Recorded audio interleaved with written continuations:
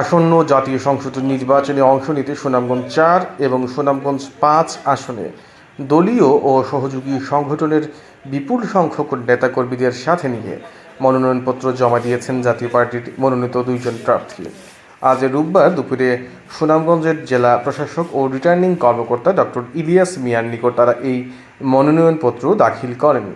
মনোনয়নপত্র দেওয়া প্রার্থীরা হলেন সুনামগঞ্জ ৪ সদর এবং বিশ্বম্বরপুর আসনে জাতীয় পার্টির সদস্য সচিব অ্যাডভোকেট নাজবুল হুদা হিমেল এবং সুনামগঞ্জ ৫ ছাতক দুয়ারাবাজার আসনে জাতীয় পার্টির কেন্দ্রীয় কমিটির সদস্য মোহাম্মদ জাহাঙ্গীর আলম।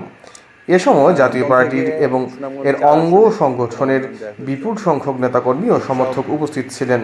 তৃণমূল পর্যায়ের নেতাকর্মীরা জানান, যোগ্য প্রার্থী মনোনয়ন দেওয়ায় তারা ঐক্যবদ্ধভাবে নির্বাচনী মাঠে কাজ করতে প্রস্তুত। যাচাই বাছাই আছে, ওনারা বলছেন আমাদের সাথে আবার সবাই নিয়ে মিটিংয়ে বসবেন প্রার্থীদের নিয়ে সব আসনের। দেখি সামনে ওনাদের কাছ থেকে কি আসে। আমরা যেটা জানিয়ে আসছি আমাদের দলের পক্ষ থেকে বা আমার পক্ষ থেকে, যে নির্বাচনী পরিবেশটা যেন সুষ্ঠু থাকে, আমাদের যারা নেতাকর্মী আছেন, যারা মাঠে কাজ করবেন, যারা ভোট কেন্দ্রে যাবেন, তাদের জন্য কোনো ধরনের কোনো হুমকি ধামকি বা বাধার সম্মুখীন হতে না হয় সেই ব্যাপারটা যেন ওনারা খেয়াল রাখেন। উনি আশ্বস্ত করছেন যে পরিবেশ ভালো থাকবে।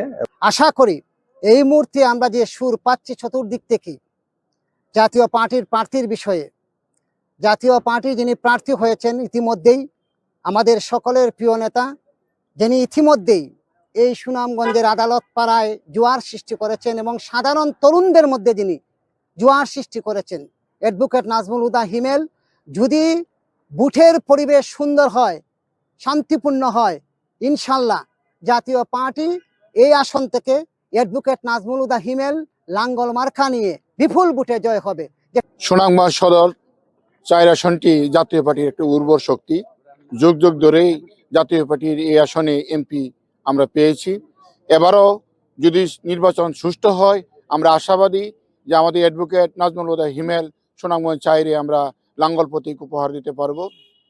সুনামগঞ্জ ৪ ও বিশ্বম্বরপুর উপজেলা নিয়ে যে আসনটি, সুনামগঞ্জ ৪ আসনের জাতীয় পার্টির মনোনীত প্রার্থী অ্যাডভোকেট নাজমুল হুদা হিমেলের মনোনয়ন দাখিল করেছি।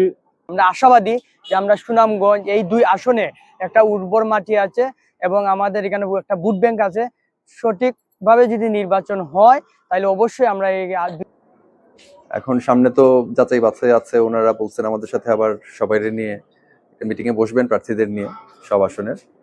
দেখি সামনে ওনাদের কাছ থেকে কি আসে। আমরা যেটা জানিয়ে আসছি আমাদের দলের পক্ষ থেকে বা আমার পক্ষ থেকে, যে নির্বাচনী পরিবেশটা যেন সুষ্ঠু থাকে, আমাদের যারা নেতাকর্মী আছেন, যারা মাঠে কাজ করবেন, যারা ভোট কেন্দ্রে যাবেন, তাদের জন্য কোনো ধরনের কোনো হুমকি ধামকি বা বাধার সম্মুখীন হতে না হয় সেই ব্যাপারটা যেন ওনারা খেয়াল রাখেন। উনি আশ্বস্ত করছেন